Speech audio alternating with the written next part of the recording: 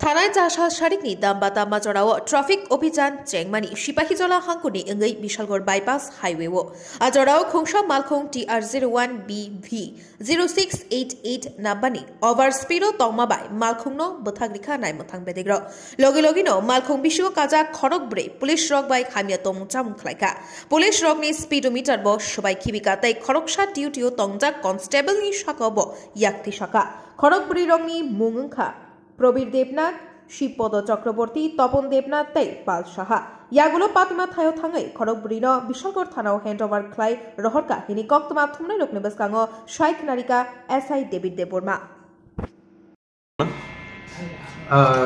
आज के 25 तारीख 25 मई 2024 प्राय 5टा नागाद আমরা ট্রাফিক অভিযান চালাই। ইনফ্যাক্ট আমরা রোজ ট্রাফিক অভিযান চালাচ্ছি শিবাজারা ডিস্ট্রিক্টে।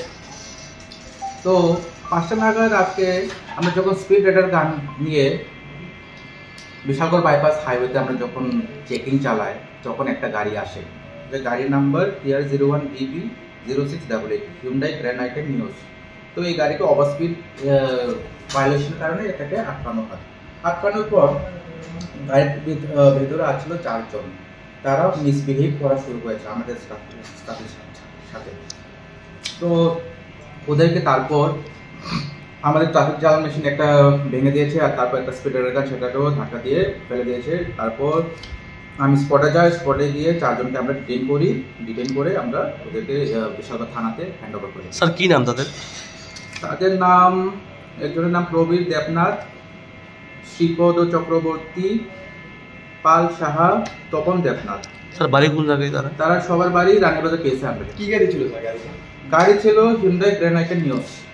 স্যার তারা কি আপনাদের কর্মীদের উপর হাত উঠিয়েছিলেন? হ্যাঁ, একজন আমাদের কনস্টেবলের উপর হাত উঠিয়েছিল তারা, আর ওঠার পর আমরা তার আগে ডিটেইন করি 4 জন।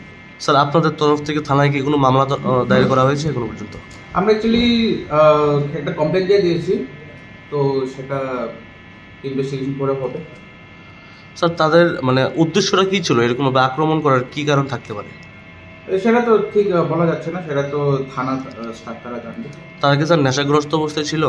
নেশাগ্রস্ত সেটা তো ঠিক এই মুহূর্তে বলতে পারবো না নেশাগ্রস্ত কিনা, সেটা পরে ছানবিন করার পর সেটা জানা যাবে।